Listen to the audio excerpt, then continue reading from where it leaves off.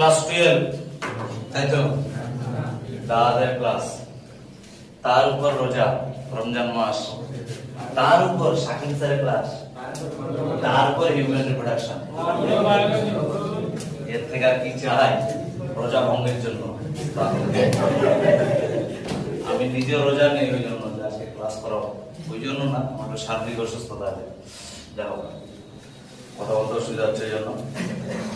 যেটা হচ্ছে বিষয় হিউম্যান রিপ্রোডাকশন, তার উপর রোজা আছিস।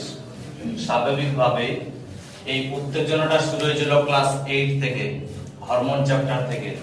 প্রথম মনে হতো যেটাই হরমোন সেটাই ওই জিনিসটা যেটা বেরিয়ে যায়, কিন্তু সম্পূর্ণ ধারণা ভুল, সেটা 8 এ ভেঙে গেছিল। তারপর ক্লাস 10 এ একটু পেয়েছিলাম, যে ক্লাস 12 এ এবার বিস্তারিত জানবো সবকিছু, কোন অন্দরমহলে কি আছে না আছে। তো যেটা বিষয় যে হিউম্যান রিপ্রোডাকশন, মানব জনন। প্রথমে আসি দুটো ওয়ার্ডে, এক হচ্ছে মানবে, এক হচ্ছে জননে। আচ্ছা, মানব কারা? মানুষ কারা? আমরা। কিন্তু আমরা কি আদৌ মানুষ? মানুষকে যদি ভাঙি দুটো ওয়ার্ড পাওয়া যায়, মান আর হুশ। যার মান সম্মান আছে আর যার হুশ জ্ঞান আছে তাকে মানুষ বলা হয়। যার দুটো জিনিসের মধ্যে একটা থাকে না তাকে পাগল বলা হয়, কারণ পাগলের হুশ জ্ঞান থাকে না। তো আমাদের মানুষ হতে হবে। তো মানুষ, আর তার হচ্ছে জনন। এবার জনন বিষয়টা কি? প্রথম কথা হলো যে এই দুনিয়াতে চিরকাল স্থায়ী কেউ নয়, না আমি না তুই। একদিন সবাইকে মৃত্যুর স্বাদ চাকতেই হবে, সে যেই ধর্মেরই হোক না কেন। তো আমরা চিরকাল স্থায়ী না হলেও আমাদের যে উত্তরসূরি, সেই উত্তরসূরি আমাদের ছেলে হতে পারে, আমাদের মেয়ে হতে পারে। তাহলে এই উত্তরসূরিগুলোকে কি করি না, আমরা এই দুনিয়াতে রেখে যাই, আবার তারা কি করে তাদের উত্তরসূরি রেখে যায়। তাহলে এবার বিষয়টা হচ্ছে যে আমি এজ এ শাকিল এই দুনিয়ায় আছি, তোরা আছিস নিজের নিজের নাম বা সত্তা নিয়ে এই দুনিয়াতে আছে। একটা সময় আসবে তোরাও বুড়ো হবি, যদি স্বাভাবিক নিয়মে যাই, কোনো অ্যাক্সিডেন্টালে না যায়, তাহলে এক সময় তোরাও বুড়ো হবি, তোরা এক সময় এই দুনিয়া পরিত্যাগ করবি, কিন্তু তোরা নিজের ছেলে বা নিজের মেয়েকে রেখে যাবি। এবার কোশ্চেনটা হলো, সেই নিজের ছেলে বা নিজের মেয়েটা আসলো কোথা থেকে? যদি গোদা বাংলা ভাষায় বলি, তাহলে ছেলে বা মেয়ে তৈরি করার যে পদ্ধতি সেটাই হচ্ছে জনন, তাই তো? ছেলে বা মেয়ে তৈরি করা বা সন্তান প্রসব করার যে পদ্ধতি সেটাই হচ্ছে জনন। অর্থাৎ যে যৌন প্রক্রিয়ার মাধ্যমে বা যে প্রক্রিয়ার মাধ্যমে বা যে জৈবিক প্রক্রিয়ার মাধ্যমে কি করে একটা মানব সত্তা তার ঠিক অবিকল একজন সত্তাকে পৃথিবীতে ভূমিষ্ঠ করে, সেই পদ্ধতিটাকে বলা হয় জনন। এবার বিষয়টা হচ্ছে আমরা কি পদ্ধতিতে জনন করি বা কেমন করে জনন করি। প্রথম কথা হলো আমরা বহুকোষী জীব, এবং আমরা সেক্সুয়ালি দিক থেকে, মানে আমাদের যদি সেক্সুয়ালটা দেখা হয় বিভিন্ন জননাঙ্গগুলো, তাহলে দেখা যাবে যে আমরা কিন্তু বিভেদিত। কেমন বিভেদিত? আমাদের যে অঙ্গটা আমাদের রয়েছে সেটা আরেকটা মানব শরীরে নাও থাকতে পারে, সেটা আলাদা হতে পারে। তো এই যে কার কি আছে তার ভিত্তিতে এই মানবকে দুটো ভাগে ভাগ করা হচ্ছে, একটা হচ্ছে ছেলে, একটা হচ্ছে মেয়ে। অর্থাৎ এই পৃথিবীতে যত ছেলে আছে বা যত পুরুষ আছে সবার যৌনাঙ্গ একই, আবার এই পৃথিবীতে যত মেয়ে আছে ওদের যৌনাঙ্গগুলো একই। এবার কি হয়, যদি আমি নিজের সত্তা এই পৃথিবীতে আনতে যাই, তাহলে অবশ্যই আমার একটা পার্টনারের প্রয়োজন হবে। কি বললাম? যদি আমি নিজের সত্তা বা নিজের একটা উত্তরসূরি এই পৃথিবীতে আনতে যাই, তাহলে অবশ্যই আমার একজন পার্টনারের প্রয়োজন হবে। অবশ্যই সেই পার্টনারটা হবে অপোজিট, নট সেম। কি বললাম? অবশ্যই সেই পার্টনারটা হতে হবে অপোজিট, নট সেম। অর্থাৎ কোন যদি মেয়ে চায় যে আমি আমার একটা উত্তরসূরি এখানে রেখে যাব, তাহলে তার একটা ছেলে পার্টনারের প্রয়োজন। যদি একটা ছেলে মনে করে আমি আমার উত্তরসূরি রেখে যাব, তাহলে তার একটা মেয়ে পার্টনার বা ফিমেল পার্টনারের প্রয়োজন হয়। কোনদিন ছেলে ছেলে বা মেয়ে মেয়ে দিয়ে উত্তরসূরি তৈরি হয় না। বোঝা গেল? দ্বিতীয় কথা, এই যে জনন পদ্ধতি, এই জনন পদ্ধতিটা বিভিন্ন ভাবে হয়ে থাকে। কেমন বলি, একটু মানুষ থেকে যদি ভিন্ন দিক থেকে যাই, যেমন আমি যদি মাছের ক্ষেত্রে ভাবি, তো মাছের ক্ষেত্রে কি হয় না, একটা সিজন থাকে, সেই সিজনে মাছ ডিমগুলো ছেড়ে দেয় জলের মধ্যে, একটা নির্দিষ্ট সময় পরে সেই ডিমটা নিষিদ্ধ হয়, সেখান থেকে চারাপোনা বা সেখান থেকে পোনাগুলো সৃষ্টি হয়। ঠিক আছে, এই বিষয়টা দেখ, সম্পূর্ণ দেহের বাইরে নিষিদ্ধ হলো না, সম্পূর্ণ দেহের বাইরে জননটা সম্পূর্ণ হলো, দিয়ে পোনাটা তৈরি হলো, কিন্তু মানবের ক্ষেত্রে অন্তর্নিষেক ঘটে থাকে। কি বললাম ওয়ার্ডটা? মানবের ক্ষেত্রে অর্থাৎ মনুষ্য জাতির ক্ষেত্রে, মানবের ক্ষেত্রে যেটা হয় সেটা হচ্ছে অন্তর্নিষেক ঘটে থাকে। অন্তর্নিষেক কথাটার মানে কি?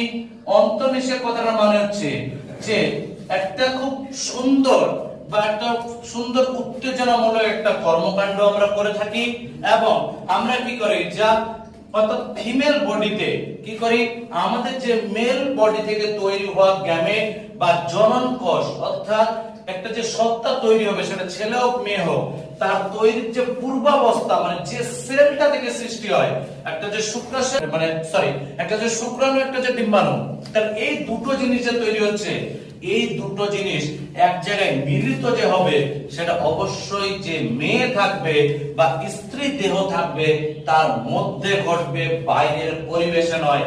বলে বলা হয় যে মানবের ক্ষেত্রে যে নিষেকটা সম্পূর্ণ হয় সেটা অন্তর্নিষেক সম্পূর্ণ। বোঝা গেল? মানে স্ত্রী দেহের মধ্যে। এবার এই পড়াতে গিয়ে আমরা দুটো নতুন আবার জিনিস জানলাম, সেটা হচ্ছে শুক্রাণু আর ডিম্বাণু। এই দুটো জিনিসে আসি। প্রথম কথা হলো, আমরা বললাম মানবকে দুটো শ্রেণীতে ভাগ করছি, এক হচ্ছে ছেলে, এক হচ্ছে মেয়ে। এবার বিষয়টা হচ্ছে এই দুটো মিলে, ছেলে এবং মেয়ে মিলে একটা নির্দিষ্ট প্রক্রিয়া সম্পন্ন করবে, করার পর একটা নির্দিষ্ট সত্তা তৈরি হবে, সেটা ছেলে আসুক বা মেয়ে আসুক। এবার আসে কিভাবে? তো যদিও পূর্বালোচনা আছে যদিও তোমাদের, তবু আরেকবার বলছি, ছেলে যে থাকবে সে একটা সেল তৈরি করবে। সেই সেলটার নাম কি? সেই সেলটার নাম হচ্ছে শুক্রাণু। শুক্রাণু বা একে ইংলিশে বলা হয় স্পার্ম। স্পার্ম। আর মেয়ে যে থাকে সে আরেকটা সেল তৈরি করে, যাকে বলা হয় ডিম্বাণু। ডিম্বাণু বা এর আরেক নাম হচ্ছে ওভাম। তাহলে এই স্পার্ম এবং ওভাম এই দুটো যখন এক জায়গায় মিলিত হয়, তখন একটা নির্দিষ্ট সেল তৈরি করে, যার নাম হচ্ছে জাইগোট। আর আমরা যতজন এই পৃথিবীতে এসেছি এজ এ মানব রূপে, সবার কিন্তু প্রথম যে সেলটা বা আমাদের দেহের প্রথম যে সেলটা, তারই নাম হচ্ছে জাইগোট। বোঝা গেল? আমাদের শরীরের যে সৃষ্টি হয়েছে পুরো শরীরটাকে যে আমরা দেখতে পাচ্ছি, প্রথম যদি সেল বলা হয় সেটা হচ্ছে জাইগোট, যেটা অবশ্যই 2n প্রকৃতির হয়, অর্থাৎ 2n কে বোঝায় ক্রোমোজোম সংখ্যা অনুযায়ী। যে আমাদের এখানে এই সেলটাতে 46টা ক্রোমোজোম থাকে, কিন্তু এই যে শুক্রাণু আর ডিম্বাণু এখানে শুধুমাত্র 23 করে ক্রোমোজোম থাকে। যাও, ক্রোমোজোমের বিষয়টা একটু পুরনো। এবার আমরা এই পুরো চ্যাপ্টারে জানবো কি কি বিষয় নিয়ে। এই পুরো চ্যাপ্টার বিষয়টা আমরা জানবো যে এই যে আমি দুজনকে নিলাম, নেওয়ার পর আমি চাইছি একটা উত্তরসূরি আনতে, এই চ্যাপ্টারটা ওটাই আলোচনা। তাহলে এই চ্যাপ্টারের প্রথম থেকে যদি জানি, তাহলে প্রথমেই জানতে হবে স্যার এই যে সেলটা যার নাম দিলেন শুক্রাণু, প্রথমত এই সেলটা আসলো কোথা থেকে, পুরুষের দেহের কোন জায়গা থেকে আসলো, কে তৈরি করলো। দ্বিতীয় কথা হচ্ছে স্যার এই যে মেয়েদের ক্ষেত্রে বললেন ডিম্বাণু, এই সেলটা আসলো কোথা থেকে, এটা মেয়ের কোন জায়গায় বা কোন জায়গায় এটা তৈরি হলো, তার একটা জিনিস আসবে। এবার হচ্ছে কথা স্যার এই শুক্রাণু আর ডিম্বাণু যে মিলিত হবে, এরা কোথায় মিলিত হবে, কি পদ্ধতিতে মিলিত হবে, এবং স্যার যে জাইগোটটা তৈরি হবে এটা তো একটা সেল, কিন্তু আমরা তো একটা পূর্ণাঙ্গ জীব, তার একটা সেল থেকে কিভাবে পূর্ণাঙ্গ জীবের সৃষ্টি হলো সেই বিষয়টাও আমাদেরকে জানতে হবে। তাহলে এই পুরো চ্যাপ্টারে যখন আমি শুক্রাণু তৈরি করতে চাইবো, তখন আমাকে জানতে হবে পুরো একটা ছেলের যৌনাঙ্গের স্ট্রাকচার।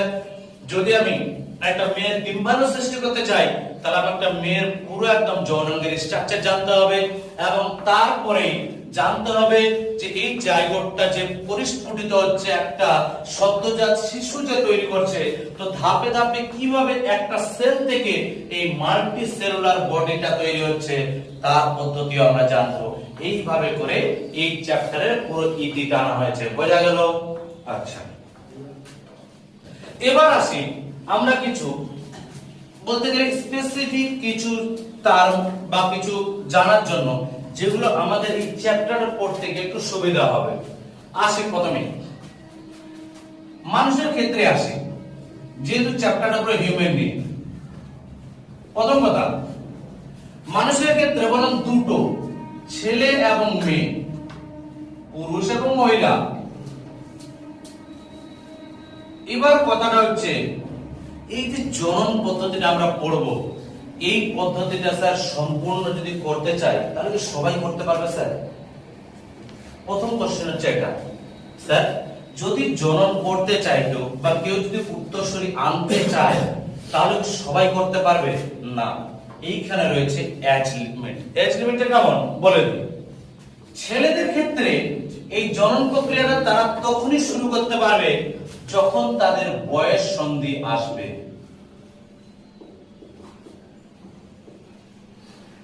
যখন তাদের বয়স সন্ধি আসবে। একই ক্ষেত্রে মেয়েরাও তখন শুরু করতে পারবে যখন তাদের বয়স সন্ধি আসবে।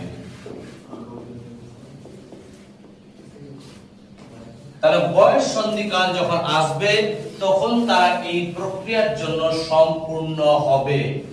এবার বলি বয়স সন্ধি জিনিসটা কি? বয়স সন্ধি জিনিস হচ্ছে আমাদের যে পুরো লাইফ সাইকেলটা, অর্থাৎ যখন মাতৃগর্ভ থেকে আমরা ভূমিষ্ঠ হয়েছিলাম এই পৃথিবীতে তখন থেকে শুরু করে একেবারে কুল্লু নাফসিন জালিকাতুল মউত পর্যন্ত, মানে একদম মৃত্যু পর্যন্ত যে পুরো লাইফটা, এটাকে 5টা ভাগে ভাগ করা হয়। কটা ভাগে? 5টা ভাগে। কেমন স্যার? প্রথম যে জন্মগ্রহণ করে তাকে বলা হয় সদ্যজাত শিশু, তাই না? আচ্ছা, একটু পরে যখন বড় হয় তখন তাকে বলা হয় বালক বা বালিকা, তাই না? আচ্ছা, তারপরে আরেকটা ধাপ আসে, সেটাকে বলা হয় বয়স সন্ধিকাল বা অ্যাডোলেসেন্ট, অর্থাৎ কিশোর বা কিশোরী। তারপরে আরেকটা আসে, সেটাকে বলা হয় পরিণত বয়স বা অ্যাডাল্ট যাকে বলা হয়, অর্থাৎ এই সময় আমরা চাকরি বাকরি করি, মানে এই সময় আমরা পরিপূর্ণতা পাই, এই সময় আমরা সংসার দেখতে শুরু করি। আর তারপরে আরেকটা স্টেজ আছে, সেটা হচ্ছে বার্ধক্য।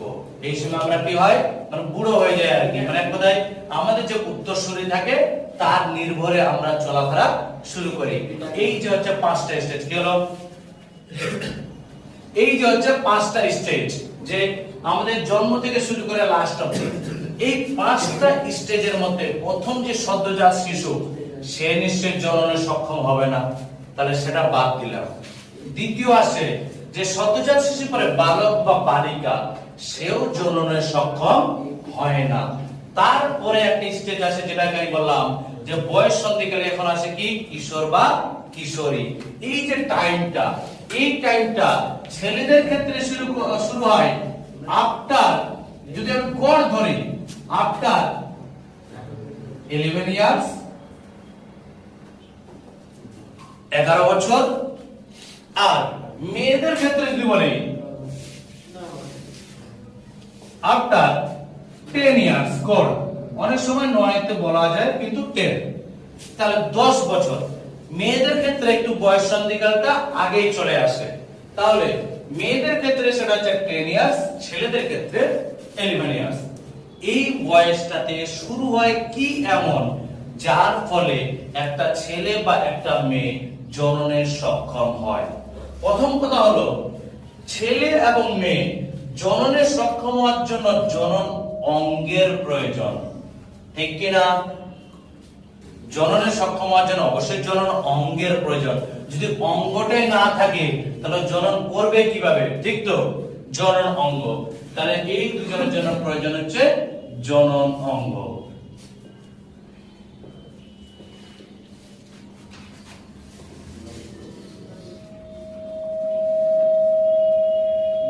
জনন অঙ্গ। এবার এই জনন অঙ্গ যেটা রয়েছে সেটা ছেলের মধ্যে থাকুক মেয়ের মধ্যে থাকুক, এই জনন অঙ্গটাকে দুটো ভাগে ভাগ করা হয়েছে। কটা ভাগে? দুটো ভাগে, এক হচ্ছে মুখ্য আর এক হচ্ছে গৌণ।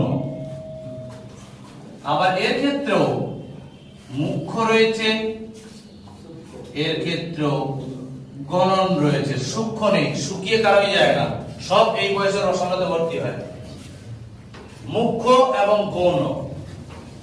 এবার হচ্ছে বিষয়, মুখ্য এবং গৌণ দুটো জিনিসের যদি ওয়ার্ডটা বলি, তাহলে মুখ্য মানে হচ্ছে প্রধান আর গৌণ মানে হচ্ছে তার সাহায্যকারী। তো যদি ছেলেদের ক্ষেত্রে বলি, তাহলে মুখ্য জননাঙ্গ হচ্ছে শুক্রাশয়, শুক্রাশয়, ঠিক আছে। আর মেয়েদের ক্ষেত্রে যদি মুখ্য বলি, তাহলে সেটা হচ্ছে ডিম্বাশয়, ঠিক আছে। তাহলে এতদিনে জানতাম স্যার মুখ্য তো অন্য কিছু, মুখ্য অন্য কিছু যেটা জানতে সেটা সম্পূর্ণ ভুল। ওটা মুখ্য না, ওটা জাস্ট উত্তেজনা মেটানোর জায়গা, মুখ্য জিনিস অন্য আছে। প্রথম কথা হচ্ছে শুক্রাশয় এবং ডিম্বাশয়, মুখ্য এই দুটো। শুক্রাশয় হচ্ছে ছেলেদের ক্ষেত্রে আর ডিম্বাশয় হচ্ছে মেয়েদের ক্ষেত্রে। এবার হচ্ছে বিষয়, এই শুক্রাশয় থেকেই খরিত হয় শুক্রাণু, যাকে একটু আগে বললাম স্পার্ম, আর এই ডিম্বাশয় থেকে ক্ষরণ হয় ডিম্বাণু, যেটা একটু আগেই বললাম। এবার স্যার পাওয়া গেছে যে শুক্রাণু এবং ডিম্বাণু আসে কোথা থেকে, ঠিক আছে। এবার যেটা বিষয়, আস্তে, শুক্রাণু এবং ডিম্বাণু এই দুটো জিনিস আছে শুক্রাশয় এবং ডিম্বাশয় থেকে। আসবে কখন? আসবে হচ্ছে এই এজের পর। বোঝা গেল কি বললাম? এই দুটো আসবে কখন? এই এজের পর, মানে এই বয়সটার পর। তাহলে প্রথমেই বললাম, যদি জনন সম্পূর্ণ করতে হয় তাহলে শুক্রাশয় থেকে শুক্রাণু এবং ডিম্বাশয় থেকে ডিম্বাণু অবশ্যই লাগবে। তো লাগবে যখন, তারা পাবো কখন? পাবো এই বয়সটার পর। বলেই একটা ছেলে বা একটা মেয়ে যৌনের দিক থেকে তখনই সক্ষম হয় যখন তার এই যে জনন কোষ দুটো রয়েছে এগুলো যখন খরিত হতে শুরু করবে, আর সেটা হয় বয়স সন্ধিকালের পর, মানে বয়স সন্ধিকাল থেকে। বোঝা গেল? এবার আসি যে কোন জননাঙ্গ কোনগুলো। এবার হচ্ছে এই যে জনন বা জনন সম্পূর্ণ করার জন্য অবশ্যই একটা সিস্টেমের তো প্রয়োজন পড়ে।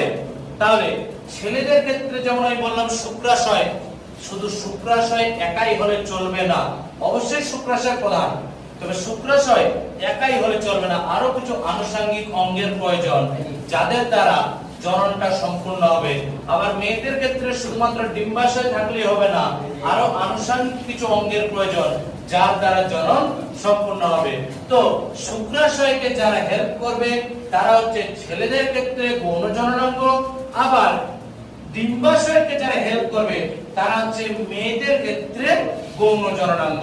তাহলে এবার ছেলেদের ক্ষেত্রে যদি আমি বলি, তাহলে ছেলেদের ক্ষেত্রে আসছে যেমন শুক্রনালী, শুক্রনালী, তারপর সুলাইমান বলল পেনিস। যদিও এটা আমি এখন লিখতাম না, একটু পরে লিখতাম, কারণ আমি লাইন করে লিখছি। শুক্রনালীর পরে কিছু গ্রন্থি পড়ে, ডাইরেক্ট গ্রন্থি লিখলাম, পরবর্তীকালে আলোচনা করব গ্রন্থিগুলোকে নিয়ে। যেমন এখানে পাবি সেমিনাল ভেসিকল, এখানে পাবি বাল্বো ইউরেথ্রাল গ্ল্যান্ড, এই সমস্ত গ্ল্যান্ড গুলো এখানে পাবি। তো ওখানে একসাথে লিখে দিলাম গ্রন্থি। তারপরে হচ্ছে যেমন পাবি মূত্র জনন নালী, এই জিনিসটা একটু বলি, মূত্র জনন নালী, আর তারপরে আসছে পেনিস, ঠিক আছে। আচ্ছা, আবার মেয়েদের ক্ষেত্রে যদি বলি, তাহলে এখানে পাবি fallopian tube, fallopian tube, Suleman রোজা আছিস? তাহলে একটু আসতে, ফেলোপিয়ান টিউব, এখানে পাবি জরায়ু, এখানে পাবি সার্ভিক্স, এখানে পাবি ভেজাইনা বা জনি, আর এখানেও গ্রন্থি রয়েছে। যেমন একটা গ্ল্যান্ড রয়েছে বার্থোলিন গ্ল্যান্ড, তোদের বই থেকে নিলাম, বার্থোলিন গ্ল্যান্ড। প্রত্যেকটা জিনিস বলছি, যদিও একটু পূর্বালোচনা করে দিই হালকা করে, যে শুক্রাশয় এবার প্রত্যেকটা যে অঙ্গগুলো রয়েছে তার একটা বেসিক পজিশন আমি বলে দিচ্ছি, ঠিক আছে? প্রত্যেকটা যে অঙ্গ রয়েছে তার একটা বেসিক যে পজিশন বা কোথায় থাকে সেটা বলে দিচ্ছি। প্রথমে উপর থেকে আসি, শুক্রাশয়। শুক্রাশয় অবস্থান করে কোথায়? জন্মের আগে যদি বলি, কোন নাম জন্মের আগে, তাহলে সেটা আমাদের দেহ গহ্বরের মধ্যে অবস্থান করবে। আমাদের যদি দেহটাকে ভাগ করে তাহলে এটা কি হেড রিজিয়ন, এটা নেক রিজিয়ন, এটা বক্ষ বা থোরাক্স, এটা অ্যাবডোমেন, এটা শ্রোণী অঞ্চল, তাই না? তো এই যে আমাদের দেহ গহ্বর যেটা হচ্ছে বক্ষের নিচে, এই দেহ গহ্বরের প্রথমে এই যে শ্রোণী অঞ্চল, এর যে ভিতরে গহ্বরটা রয়েছে, এই গহ্বরের মধ্যে শুক্রাশয় অবস্থান করে। যখন আফটার বার্থ মানে জন্মের পর যদি আমি দেখি, তাহলে অ্যাজ এ হিউম্যান স্ট্রাকচার হিসেবে যদি আমি পাই একটা ছেলের স্ট্রাকচার, তাহলে দেখতে পাবো যে আমার শ্রোণী যে অঞ্চলটা সেখানে ঠিক শরীরের বাইরে একটা নির্দিষ্ট থলি অবস্থান করে, যেই থলিটাকে বলা হয় স্ক্রোটাম থলি। যেই থলিটাকে কি বলা হয়? স্ক্রোটাম থলি। অর্থাৎ আমাদের যে শ্রোণী অঞ্চল, সেই শ্রোণী অঞ্চলে দেখতে পাবো যে স্ক্রোটাম নামক থলি অবস্থান করে। এই স্ক্রোটাম নামক থলিটার মধ্যে অবস্থান করে দুটো উপবৃত্তাকার বলতে পারিস বা ডিম্বাকার টাইপের বলতে পারিস, যে দুটো বীজের মতো অবস্থান। এই দুটোর নামই হচ্ছে শুক্রাশয়। শুক্রাশয় বোঝা গেল? শুক্রাশয় কোথায় অবস্থান করে? আমাদের জন্মের পর দেহ গহ্বরের বাইরে আমাদের যে শ্রোণী অঞ্চল রয়েছে, এই শ্রোণী অঞ্চলে যে দুটো যে আমাদের থাই বা উরু রয়েছে, এই দুটো থাইয়ের মাঝখানে একটা থলি রয়েছে যাকে বলা হয় স্ক্রোটাম থলি। সেই স্ক্রোটাম থলির মধ্যে একটা বীজের ন্যায় দুটো অংশ অবস্থান করে, তাকে বলা হয় শুক্রাশয়। তাহলে এটা হচ্ছে প্রধান জননাঙ্গ। ছেলেদের ক্ষেত্রে কোশ্চেন এখানে আরেকটা আসে, স্যার জন্মের আগে দেহের ভিতরে ছিল, জন্মের পরে দেহের বাইরে বের করে নিলেন, কারণ কি কোনো আছে? কেন বের করা হলো? ওটা তো দেহের মধ্যেই থাকতে পারত। প্রথম কথা হচ্ছে এইটুকু বলার সময় বলে দিই, আমাদের দেহের স্বাভাবিক টেম্পারেচার 37 ডিগ্রি সেন্টিগ্রেড। এটাকে যদি ফারেনহাইটে করি তাহলে কত হবে? 98.4 বা 6 যাও। তাহলে 37 ডিগ্রি সেন্টিগ্রেড, এই সেন্টিগ্রেড তাপমাত্রায় কি হয় না, এই শুক্রাশয় কি তৈরি করে রে? শুক্রাশয় কি তৈরি করে? শুক্রাণু। এই তাপমাত্রায় শুক্রাণু বেঁচে থাকতে পারবে না। কি বললাম? এই তাপমাত্রায় শুক্রাণু বেঁচে থাকতে পারবে না। তার বেঁচে থাকার জন্য কি করতে হচ্ছে? তাকে দেহের বাইরে বের করে আনা হচ্ছে। দেহের বাইরে বের করে এনে এটার কত তাপমাত্রা থাকে স্যার? এখানে তাপমাত্রা থাকে 35 ডিগ্রি সেন্টিগ্রেড। কত বললাম? এখানে তাপমাত্রা থাকে 35 ডিগ্রি সেন্টিগ্রেড। 2 ডিগ্রি তাপমাত্রায় পড়ে যাচ্ছিল, ওর জন্য ওটাই ভাইটাল। কারণ কি? শুক্রাণু হচ্ছে আণুবীক্ষণিক, আমাদের মতো একটা হিষ্টপুষ্ট না। শুক্রাণু হচ্ছে আণুবীক্ষণিক, কারণ ওটা একটা সেল, সিঙ্গেল সেল। তো 35 ডিগ্রি সেন্টিগ্রেড বাইরে থাকে বলে কি হয়? শুক্রাণু বেঁচে থাকে বাইরে। যদি দেহের মধ্যে থাকতো তাহলে সে মারা যেত। তার এই হচ্ছে শুক্রাশয়ের অবস্থান। এবার হচ্ছে বিষয়টা কি? শুক্রাশয় অবস্থান করলো, শুক্রাশয় থেকে শুক্রাণু তৈরি হলো। এবার এই শুক্রাণুকে যদি আমি দেহের মধ্যে রেখে দিই তাহলে তো জনন সম্পূর্ণ হবে না, ওকে দেহের বাইরে বের করতে হবে। তো এবার আমি বলি এই জায়গাটাতে, এই যে শুক্রাশয়, এই শুক্রাশয় থেকে একটা নালী বের হয়, এই নালীটাকেই বলা হচ্ছে শুক্রনালী। ঠিক আছে? আচ্ছা, তারপরে যাওয়ার পর ওটা যদি আগে লিখে দিয়েছি, এইখানে রয়েছে আমাদের একটা থলির মতো, মূত্রথলি বলা হয় এটাকে। মূত্রথলির পাশ ঘেঁষে এইখানে কি হয়, আমাদের যে মেন জননাঙ্গ আমাদের আরেকটা গৌণ জননাঙ্গ থাকে,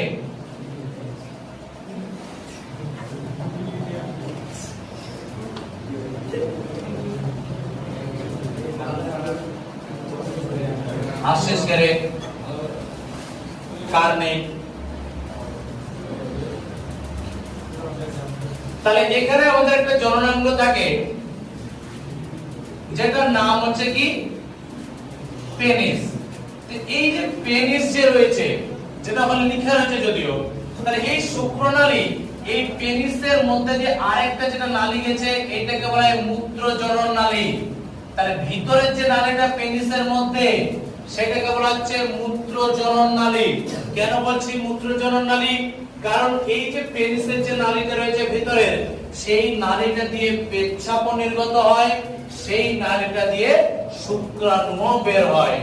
যেহেতু ওই নালীটা দিয়ে জনন সম্পূর্ণ হচ্ছে, আবার ওই নালীটা দিয়ে মূত্র নির্গত হচ্ছে, ওই জন্য ওটাকে বলা হয় মূত্রজনন নালী। বোঝা গেল? আচ্ছা, এবার যেটা বিষয়, এখানে গেল শুক্রনালী, এইখানে হচ্ছে মূত্রজনন নালী। এবার কথাটা হচ্ছে এইরকম, আমরা তো সরাসরি শুক্রাণু নিক্ষেপ করি না, আমরা নিক্ষেপ করি বীর্য, বা কি বলা হয় এটাকে, সেটাকে সিমেন। তাহলে সেটা আমরা সিমেন বের করি। এবার কথাটা হচ্ছে শুক্রাণু আসে, শুক্রাণু এসে এই যে জায়গাটা পেনিস শুরু হওয়ার ঠিক আগে, এই জায়গাতেই থাকে আমার বিভিন্ন গ্রন্থিগুলো। যে গ্রন্থিগুলো কি করে, শুক্রাণুর সাথে বিভিন্ন মিউকাস জাতীয় পদার্থ, বিভিন্ন এনজাইম, তার সাথে আয়ন যেমন জিঙ্ক, এবং তার সাথে স্যাকারাইড যেমন ফ্রুক্টোজ, এইগুলো একসাথে জমায়েত করে একটা সাদা অর্ধ তরল পদার্থ বা মিশ্রণ তৈরি করে, যেটাকে আমরা সিমেন নামে পরিচিত। তাহলে এই হলো পুরুষ যে জননাঙ্গগুলো রয়েছে তাদের প্রত্যেককে কোন কোন জায়গাতে অবস্থান করছে, সেই জায়গাগুলো একটা একটা করে বলে দিলাম। যদিও কালকে পরের ক্লাসে আমরা আবার পুং জননতন্ত্র নিয়ে আলোচনা করব, তখন পুরোটা বিস্তারিত বলে দেব, ছবি এঁকে যে কোথায় কোনটা কিভাবে থাকে। সিমেন্ট কেন নির্গত হয়, ডাইরেক্ট স্পট নির্গত হয়? আসছি পরের বিষয়ে, কেন সিমেন্ট নির্গত হয়, কেন ডাইরেক্ট স্পট নির্গত হয় না, ওটারও কারণ আছে। আজকে বেসিকটা বলে দিচ্ছি। দেখ, এবার মেয়েদের ক্ষেত্রে মুখ্য যেটা বললাম সেটা বললাম ডিম্বাশয়। মেয়েদের ক্ষেত্রে এই গঠনটা অনেকে পূর্ব পরিচিত বা পূর্বে আলোচনা হয়েছে যদিও,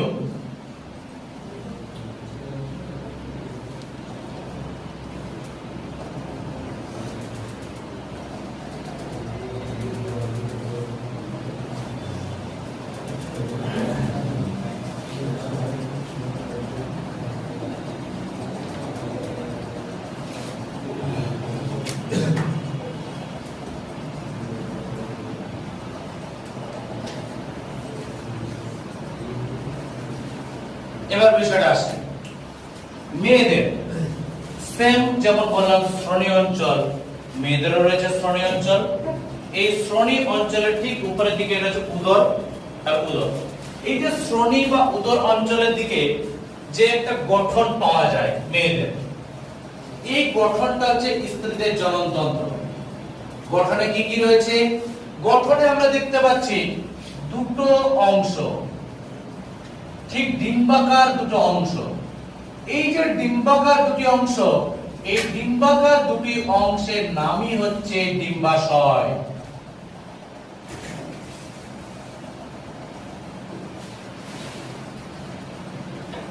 ডিম্বাকার দুটি অংশের নামই হচ্ছে কি ডিম্বাশয়, যদিও পূর্বে আলোচনা হয়েছে। এই ডিম্বাশয় তৈরি করে ডিম্বাণু। তাহলে ডিম্বাণু কোথা থেকে আসে? ডিম্বাশয় থেকে। এবার এই যে ডিম্বাণু তৈরি করছে বা ওভাম তৈরি করছে, এই ওভাম এই পর্যন্ত থেকে শুরু করে এইটা, এই যে নালীটা এ বহন করে, এবং এই নালীর মধ্যেই নিষেকটা সম্পূর্ণ হয়। এই যে নালীটা, এই নালীর নামই হচ্ছে ফ্যালোপিয়ান টিউব, যে গৌণ জননাঙ্গের মধ্যে বললাম ফ্যালোপিয়ান টিউব, এই যে নালীটা সেম, তাহলে স্যার এই দিকেও কি ফ্যালোপিয়ান টিউব আছে? হ্যাঁ, ফ্যালোপিয়ান টিউব এই দিকেও রয়েছে। অর্থাৎ আমাদের পুরুষদের ক্ষেত্রে শুক্রাশয় যেমন সংখ্যায় দুটো ছিল, ডিম্বাশয় তেমন সংখ্যায় কটা? দুটো, এবং দুই দিকে রয়েছে ফ্যালোপিয়ান টিউব। বোঝা গেল? এবার হচ্ছে এই ফ্যালোপিয়ান টিউবে হয় নিষেক, মানে শুক্রাণু আর ডিম্বাণুর মিলন ঘটে। এবার হচ্ছে যেটা বিষয়, মিলন ঘটার পর তার জাইগোট হবে, সেটা তো বললেন। জাইগোট হবে পড়ায় কি একটা শিশুতে রূপান্তরিত হবে। কোথায় হবে স্যার? ফ্যালোপিয়ান টিউবের পরে যে একটা বড় যে থলির মতো অংশ দেখতে পাচ্ছ, এইখান থেকে শুরু করে এই যে এই অংশটা, এই অংশের নামই হচ্ছে জরায়ু। এই অংশের নাম হচ্ছে কি? জরায়ু। জরায়ুর পরে একটা সংকীর্ণ জায়গা দেখতে পাবে তোমরা, এই সংকীর্ণ জায়গাটার নাম হচ্ছে সার্ভিক্স। শুধু এই সংকীর্ণ জায়গাটার নাম।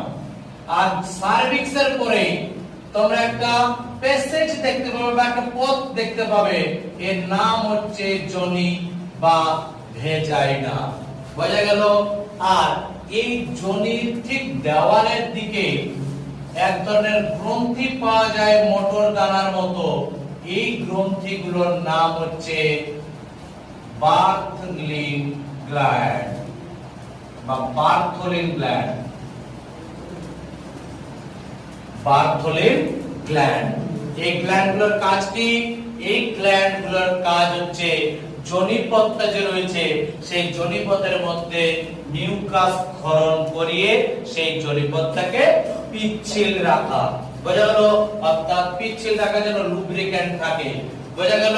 তাহলে এই হচ্ছে ছেলে এবং মেয়েদের বয়স সন্ধি কালের পর তাদের যে শুক্রাশয় এবং ডিম্বাশয় থেকে শুক্রাণু এবং ডিম্বাণু ক্ষরণ হয়, এবং তার যে আনুষঙ্গিক অঙ্গগুলো, সেই অঙ্গগুলো বলে দিলাম, কোথা থেকে ক্ষরণ হয় সেটাও বললাম, এবং কোন জায়গাটা কোন জায়গায় অবস্থিত সেইগুলো সব বলা হয়ে গেল। এবার হচ্ছে বিষয়টা যে স্যার এই যে বয়সটা, এই বয়সের পর কি কি ঘটে বা যৌনভাবে কিভাবে সক্ষম সেই জিনিসগুলো বলা হলো। এবার বলি এই বয়সে আর কি কি হয় স্যার? এই বয়সে আরো কিছু কিছু জিনিস আমাদের পরিলক্ষিত হয়। এটা তো বললাম অভ্যন্তরীণ বিষয়, যে অভ্যন্তরীণ কি কি হয়। আমাদের তো বাহ্যিক কিছু ঘটতে পারে, শারীরবৃত্তীয় কিছু ঘটতে পারে। তো শারীরবৃত্তীয় দিক থেকে যদি বলি, তাহলে দেখবে যখন সদ্যজাতের পর বালক বা বালিকা আসে, ওকে যদি একটা ছেলেকে মেয়ের পোশাক পরিয়ে দেওয়া যায়, একটা মেয়েকে যদি ছেলের পোশাক পরিয়ে দেওয়া যায়, ওকে কিন্তু চেনা যাবে না যে ওটা ছেলে না মেয়ে। ঠিক 9 বা 10 বছরের আগে চেনা যাবে না অত সহজে যে ওটা ছেলে না মেয়ে। কিন্তু যখন বয়স সন্ধিকালটা পড়ে যাবে, ওকে কিন্তু একটু হলেও বোঝা যাবে যে ওটা ছেলে না মেয়ে আছে। কারণ কি স্যার? কি প্রকাশ পায়? এই বয়সে পড়ার পর ছেলেদের দাড়ি গোঁফ আসতে শুরু করে বা রেখাগুলো আসতে শুরু করে, হালকা কেমন হয় এই জায়গাগুলো একটু কালো কালো হয়ে যাচ্ছে, মানে রং বেরোচ্ছে আর কি। প্রথম দাড়ি মোচ তার আবির্ভাব ঘটে। এই বয়সটাতে কি হয়? আমাদের যে গলার স্বর, এই গলার স্বরটা কর্কশ বা ভাঙতে শুরু করে ছেলেদের। কিন্তু যদি অপোজিটে আবার মেয়েদের যায়, তাহলে মেয়েদের কিন্তু একটু সুমধুর কণ্ঠ হয়। বোঝা গেল? তারপরে তৃতীয় বিষয়, এই বয়সে যখন আমরা পড়তে শুরু করি, তখন কি হয় না, পুরুষদের যে দেহটা, সেই দেহটা সুঠাম এবং পেশি বহুল হয়। অর্থাৎ তার শরীর যদি স্পর্শ করা যায়, তাহলে একটু শক্ত শক্ত ভাব অনুভূত হবে। আবার এই সেম বয়সে যদি একটা মেয়েকে টাচ করা যায়, তার দেহটা একটু কি হবে, নরম প্রকৃতির মনে হবে। কারণ কি? কারণ হচ্ছে তাদের দেহে যে পেশি রয়েছে, সেই পেশির উপর মেদ বা চর্বির আস্তরণ আসতে শুরু করে, যেটা ছেলেদের ক্ষেত্রে অতটা হয় না। তারপর তৃতীয় বিষয়, যে আমি বললাম দাড়ি গোঁফ, এছাড়াও আমাদের আন্ডার আর্মস, মানে আমাদের যেটা বগল বলা হয়, সেটা ছেলে এবং মেয়ে উভয়ের ক্ষেত্রে আসে। দাড়ি এবং মোচ শুধুমাত্র পুরুষদের আসে, মেয়েদের আসবে না। বগলের নিচে রোম সেটা ছেলে এবং মেয়েদের উভয়ের আসবে। এবং তৃতীয় যেটা বিষয় সেটা হচ্ছে শ্রোণী অঞ্চল। শ্রোণী অঞ্চলও রোম বা লোমের আবির্ভাব ঘটতে থাকে, সেটা ছেলে হোক বা মেয়ে হোক, দুটোর ক্ষেত্রেই। চতুর্থ বিষয় হচ্ছে আমাদের যে এই যে জননাঙ্গগুলো রয়েছে, এই জননাঙ্গগুলো এই সময় কি হয়, একটু সাইজে বৃদ্ধি পেতে থাকে এবং তাদের যে কাজগুলো সেই কাজগুলো আস্তে আস্তে সম্পূর্ণ হতে থাকে। কেমন কাজ? ডিম্বাণু তৈরি এবং তার সাথে শুক্রাশয়ের সাইজ বৃদ্ধি, ডিম্বাশয়ের সাইজ বৃদ্ধি। আর কি কি? যেমন আনুষঙ্গিক যে যৌনাঙ্গগুলো রয়েছে, পেনিসের দৈর্ঘ্য বৃদ্ধি, যৌনের দৈর্ঘ্য বৃদ্ধি। এছাড়াও যে আনুষঙ্গিক গ্রন্থিগুলো রয়েছে, সে ছেলের ক্ষেত্রে বাল্বোইউরেথ্রাল হতে পারে, সেমিনাল ভেসিকেল হতে পারে, সে মেয়েদের ক্ষেত্রে বার্থোলিন গ্ল্যান্ড হতে পারে। সবাই নিজের কাজগুলো শুরু করতে থাকে এবং এই বয়সে একটা বিশেষ কার্যক্রিয়া শুরু হয় স্পেসিফিকলি শুধুমাত্র মেয়েদের ক্ষেত্রে। সেটা হচ্ছে 28 দিন অন্তর অন্তর একটা সাইকেল শুরু হয়, যেটাকে আমরা মাসিক চক্র বলে চিনি। যদিও এর ডিটেইলসটা আমরা এই চ্যাপ্টারে পড়বো, পরবর্তীকালে পড়বো। শুধুমাত্র এখন আপাতত আমরা সবাই জানি যে মেয়েরা প্রতি মাসে একটা নির্দিষ্ট সাইকেলের মধ্যে দিয়ে যায়, যেটাকে বলা হয় মাসিক চক্র। সেটাও কিন্তু এই বয়স সন্ধির পরে পরেই শুরু হয়। এবং এছাড়াও মেয়েদের ক্ষেত্রে আরেকটা জিনিস কি হয় না, যেহেতু ওরা চাইল্ড বার্থ অর্থাৎ শিশু জন্ম দেয়, তার জন্য এই যে অঞ্চলটা রয়েছে যেটাকে বলা হয় হিপ অঞ্চল, এই অঞ্চলটা তাদের কি হয়, প্রসারিত হতে শুরু করে। যেটা ছেলেদের ক্ষেত্রে কি হয়, একটা ফ্ল্যাট টাইপের পাওয়া যায়, কিন্তু মেয়েদের ক্ষেত্রে সেটা একটু বেশি বড় দেখায়। বা এই যে নিতম্ব দেশ যে রয়েছে তাদের, সেই নিতম্ব দেশটা একটু কি হয়, বড় হয়। চতুর্থ বিষয়, আমরা যে শিশু, আমরা না, এক কথায় মেয়েরা যে শিশু জন্ম দেয়, সেই শিশুর জন্মের পরে পরে কিন্তু বিরিয়ানি আর ভাত খেতে লাগে না। সে কিন্তু প্রথম 6 মাসে কি হয়, মাতৃদুগ্ধ পান করে। কারণ মাতৃদুগ্ধ পান করার জন্য মেয়েদের যে স্তন গ্রন্থি বা ব্রেস্ট গ্ল্যান্ড, সেই স্তন গ্রন্থিও সাইজে বড় হতে শুরু করে। বোঝা গেল? এবং এটা গেল শারীরবৃত্তীয়। এখানে একটা বন্ধুরা আলোচনা করলাম অভ্যন্তরীণ। আর একটা আসছে মানসিক দিক থেকে। মানসিক কেমন স্যার? মানসিক হচ্ছে এই বয়সটা যখন পড়ে, তারপরে কিন্তু বিপরীত লিঙ্গের প্রতি একটা আকর্ষণের সৃষ্টি হয়। মানে এই বয়সটা পড়ার পরে আমরা একটু স্টাইল মারতে শুরু করি, আমরা বিপরীত লিঙ্গের সামনে নিজেকে একটু ভাব দেখাতে শুরু করি এই বয়সটার পরে। তাহলে এই হচ্ছে হিউম্যান রিপ্রোডাকশনের বলতে গেলে একটা ইন্ট্রোডাকশন ক্লাস, যে রিপ্রোডাকশন জিনিসটা কি, রিপ্রোডাকশন দেহের মধ্যে কারা সম্পূর্ণ করে, এবং তার সাথে সাথে এই রিপ্রোডাকশন বা জনন ক্রিয়াটা সম্পূর্ণ হতে গেলে একটা ছেলে বা একটা মেয়েকে কোন বয়সের পর আসতে হবে, এবং এছাড়াও পাশাপাশি একটা ছেলে বা মেয়ের মধ্যে কি কি পরিবর্তন আসে, সমস্ত কিছু বিস্তারিত আলোচনা তোমাদের সামনে করা হলো। বোঝা গেল সবার? বেসিক বোঝা গেছে? ঠিক আছে, আজকে এই পর্যন্ত।